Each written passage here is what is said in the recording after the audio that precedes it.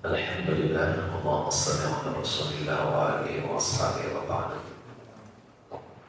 Bapak dan Ibu yang dirahmati Allah, alhamdulillah kita panjatkan syukur kepada Allah Subhanahu wa taala yang sampai detik ini kita masih diizinkan oleh Allah dan atas kehendaknya untuk bisa sholat subuh di masjid yang kita muliakan. Mudah-mudahan ibadah kita hari ini, esok, lusa dan seterusnya menjadi ibadah-ibadah yang Allah ridhoi. Dan mudah-mudahan segala khilaf serta kesalahan kita masa lalu Allah ampunkan dan Allah maafkan. Allah jadikan kita orang-orang yang terbaik di sisi mata Allah Subhanahu wa taala. Bapak dan Ibu, tentu satu kebahagiaan buat kita ketika kita sudah menuntaskan kewajiban kita terhadap Allah Subhanahu wa taala. Satu kebahagiaan pula bagi kita ketika kita tidak memiliki khilaf dan salah terhadap sesama makhluk Allah Subhanahu wa taala. Orang-orang yang sangat-sangat beruntung adalah orang-orang yang menjalin komunikasi antara kita sebagai pribadi, hamba Allah dengan Allah, dan juga menjalin komunikasi terbaik antara kita dengan sesama makhluk Allah Subhanahu wa taala. Nabi di dalam hadis kursinya pernah menyatakan, Ar-Rahimuna yarhamukumur Rahman.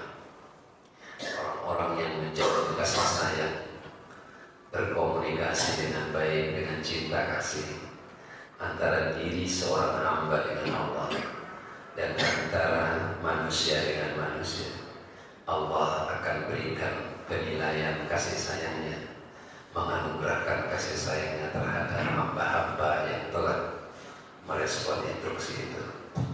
Mudah-mudahan kita bagian orang-orang yang terbaik di mata Allah Subhanahu wa taala. Momen kita hari esok, jika Allah menghendaki dan memberikan usia kepada kita, adalah momen yang terbaik buat kita, membuka ruang hati kita, membuka ruang hati kita untuk memaafkan kesalahan dan khilafan setiap orang.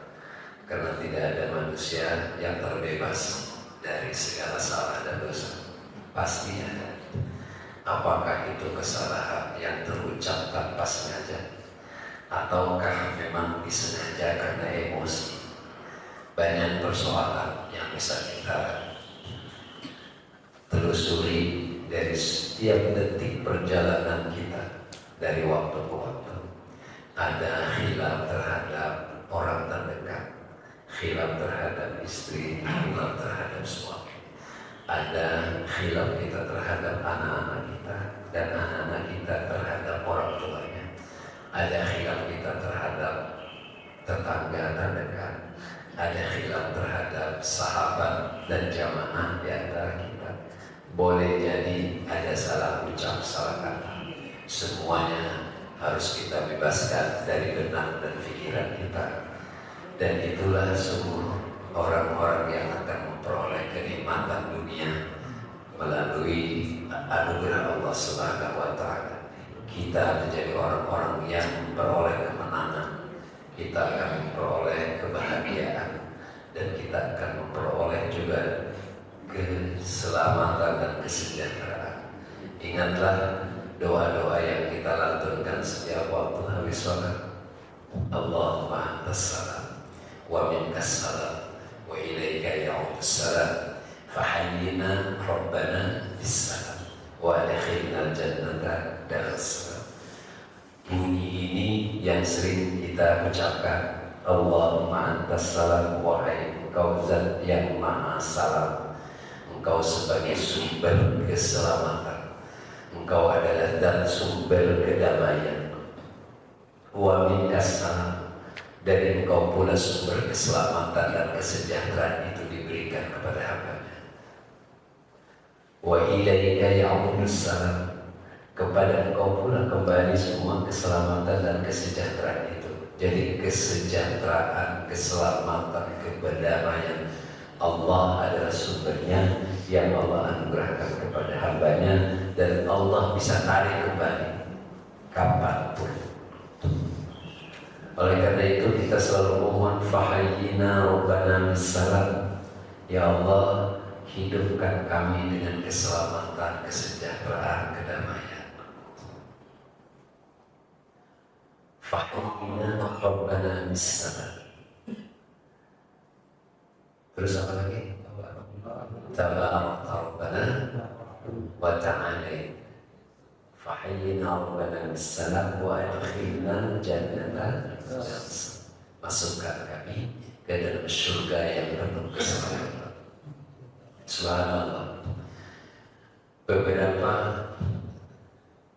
informasi pesan yang kemudian kita minta. Antas salam, sumber keselamatan. Allah punya sumber keselamatan. Oleh karena itu Allah akan anugerahkan kepada mereka yang mencari keselamatan. Bagaimana mencari keselamatan itu sehingga Allah anugerahkan keselamatan dan kesejahteraan itu? Maka berlaku baik, maka berikan yang terbaik untuk makhluk Allah. Maka jadikan kita menjadi orang yang bermanfaat bagi orang banyak. Allah akan anugerahkan keselamatan itu. Kita tahu bahwa sejahat apapun orang, seburuk apapun orang sikapnya, senakal apapun orang sikapnya dan perilakunya, kalau kita menghormatinya, dia akan membalas dengan penghormatan. Percaya itu. Ini ada orang jahat, kita hadapi, tapi kita dengan santun, layani dengan baik, kita hormati, dia akan menghormati kita.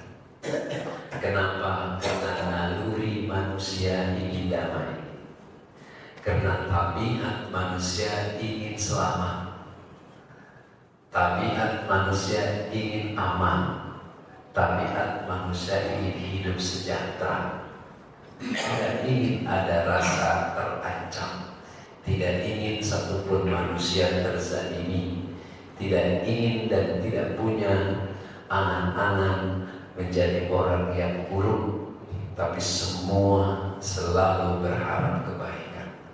Coba lihat orang-orang yang ada di pinggir jalan yang bertato lalu menjadi pauga jaga kendaraan yang memutar.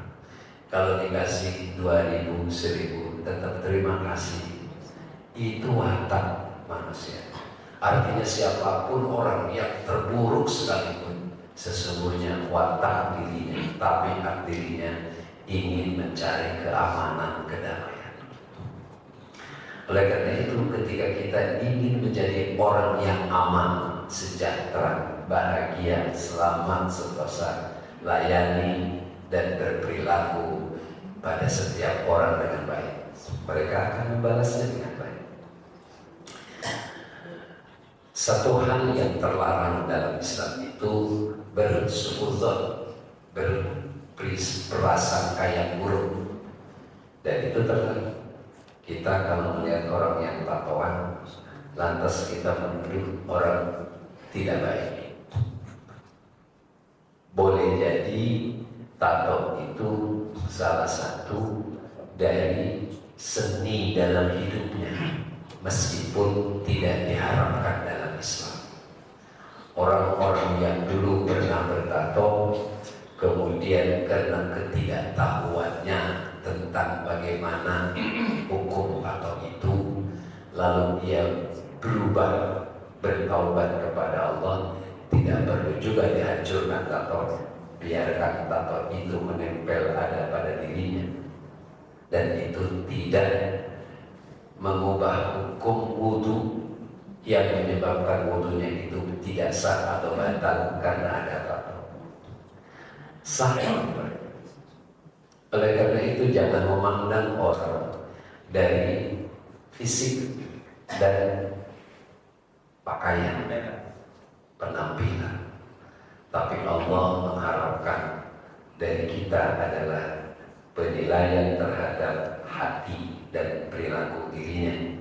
Kalau menunjukkan sikap-sikap mulia, maka kita wajib menghormatinya.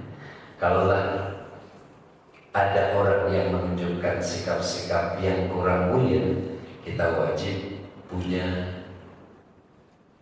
menegurnya. Kita perlu menegurnya dan tidak boleh membenci, karena Allah menghargai setiap makhluknya dan Allah punya kehendak, punya cara sendiri untuk memberikan dan menjadikan orang yang kita anggap buruk itu menjadi orang yang terbaik.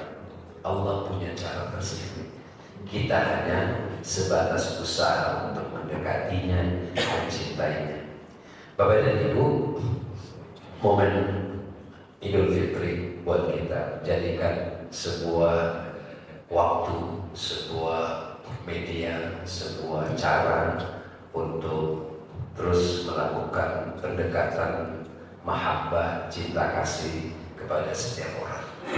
Jangan pernah ada hati yang tergores yang pernah dulu diramukan oleh orang lain lalu masih tersimpan di dalam diri kita. Hapuskan semua ya.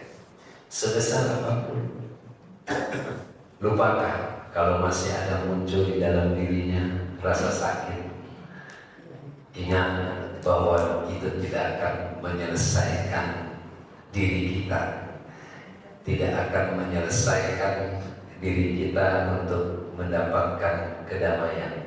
Karena orang yang menyimpan rasa dendam, kesuman, dan kemudian ketidaksukaan, kebencian masih ada di dalam hati kita, maka sepanjang hidupnya akan terganggu diri kita, nggak pernah tenang, mikirin terus, bahkan jadi stres kita. Jadi yang aman adalah sudah lupakan, maafkan, dan mintakan ampun kepada Allah. Maafkan, doakan orang-orang yang seperti itu, karena itu adalah orang yang paling mulia di mata Allah Subhanahu wa Ta'ala. Yang kedua, kita perlu barangkali kegiatan-kegiatan kita dari awal Ramadan sampai akhir hari ini untuk menelaah kembali perjalanan selama 1 bulan ini. Perjalanan 1 bulan ini, apa sih yang sudah kita lakukan, kegiatan-kegiatan apa yang sudah kita lakukan selama Ramadan, terutama terkait dengan membaca Al-Quran, tadarus Al-Quran. Allah sangat memuliakan orang-orang yang terus membaca Al-Quran. Membaca Al-Quran tidak hanya sekedar membaca, tapi membaca Al-Quran bisa jadi berdialog dengan Al-Quran. Membaca Al-Quran tidak harus selalu di masjid, boleh jadi berdialog ketika dia membacanya menjelang tidur. Membaca Al-Quran tidak harus selalu di tempat rumah kita, tempat tidur, boleh jadi di perjalanan dia selalu mengingat Al-Quran. Kapanpun Al-Quran bisa dibaca, tanpa wudu pun boleh dibaca. Yang tidak boleh adalah menyentuh Al-Quran tanpa wudu. Itu menurut satu mazhab, tetapi mazhab lain masih membolehkan. Mengingat Al-Quran sepanjang perjalanan waktu dari hafalan-hafalan kita yang ada perlu dibenahi, karena kita bisa membaca Al-Quran di semua ruang dan tempat kecuali di tempat-tempat yang tidak layak untuk dibaca, kamar mandi, tempat toilet dan seterusnya. Tetapi tempat-tempat lain layak dibaca, di rumah, di jalan, di masjid, dan di mana semua tempat Quran harus berada dalam ingatan kita. Apa yang bisa kita baca? Surat-surat pendek dan dibenahi semua itu. Kita bisa apa? An-Nas, Al-Ikhlas, At-Takatsur, dan apa yang bisa kita benahi? Kita benahi dalam apa kita. Sehingga Quran itulah yang kemudian kelak menjadi syafaat. Ya. Kita misalnya apa? Qul aja hafalin. sampai selesai di benak kita, mengingatkan Allah Esa, mengingatkan Allah tempat curhat kita. Allah Somad, Allah adalah tempat meminta, karena ada zat Allah adalah sumber segala persoalan, sehingga Allah Somad, Allah tempat meminta kita. Kapan itu harus terus terngiang dalam benak kita. Kapan? Mudah-mudahan hafalan-hafalan Al-Quran kita insya Allah menjadi syafaat buat kita. Yang ketiga, tentu melazimkan kebaikan-kebaikan dengan memberi apa saja yang bisa kita punya. Apa yang kita miliki, anugerah apa yang Allah berikan kepada kita, berbagi dengan orang lain. Sampai berbagi cerita, berbagi pengalaman, berbagi kisah, semuanya akan manfaat buat kita, akan manfaat. Terutama ketika kita mendapatkan kenikmatan, maka ceritakan kenikmatan itu kepada orang lain. Wa amma bi ni'mati rabbika fahaddits. Ketika Allah anugerahkan kenikmatan kepada kita, maka cerita kepada orang lain. Kita bilang alhamdulillah, hari ini anak saya sudah lulus. Alhamdulillah, saya punya cucu baru. Alhamdulillah, saya mau nikah lagi. Itu ini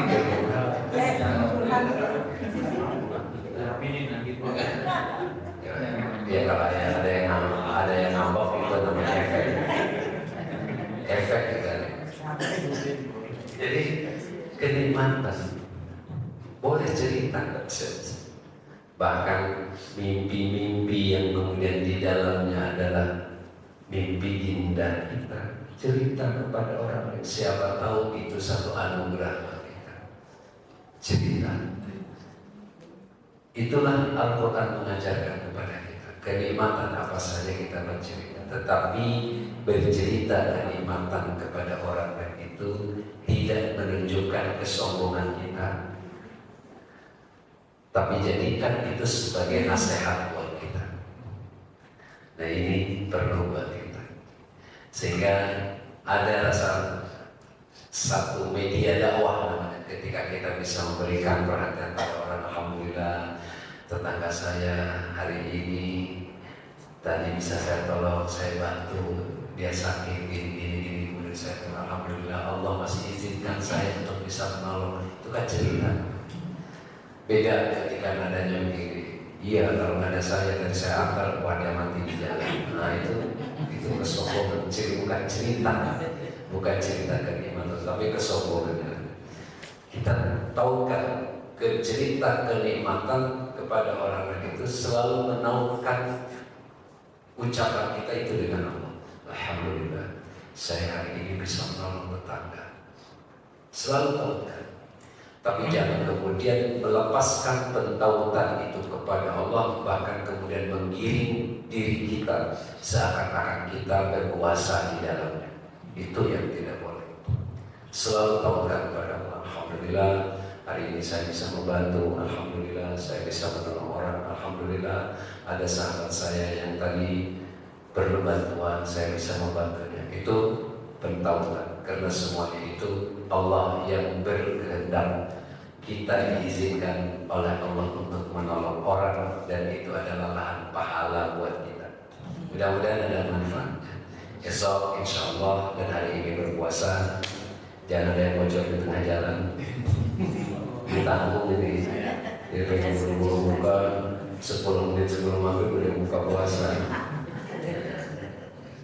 Sabar, tapi melambatkan buka juga nggak boleh. Ya, jangan lebay. Enggak, saya masih kuat, ntar aja jam 8 malam itu bukanya, itu lebay gitu. Nggak boleh. Ya, tepat waktu maghrib langsung buka gitu. Jangan nunggu azan di masjid, karena nunggu azan di masjid biasanya lambat. Dia sudah buka duluan baru azan. Iya, itu bukan masjid kita. Ya, ada di kampung itu udah pada buka di masjid, di rumah pada nunggu, baru udah tong duduk dia udah kenyang semua. Kenapa? Dari kampung.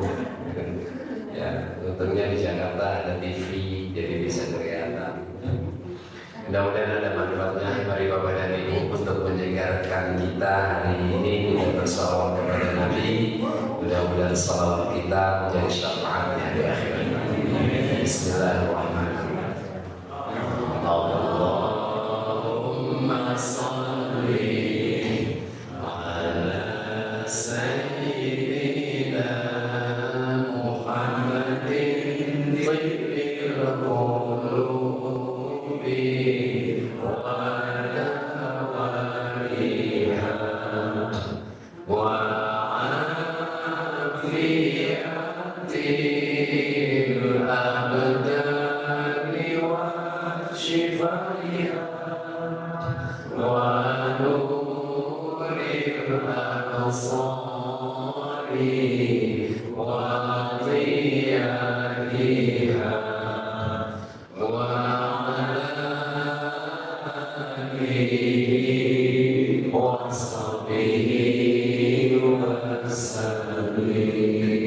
Mari kita tetap hamdalah. Alhamdulillah.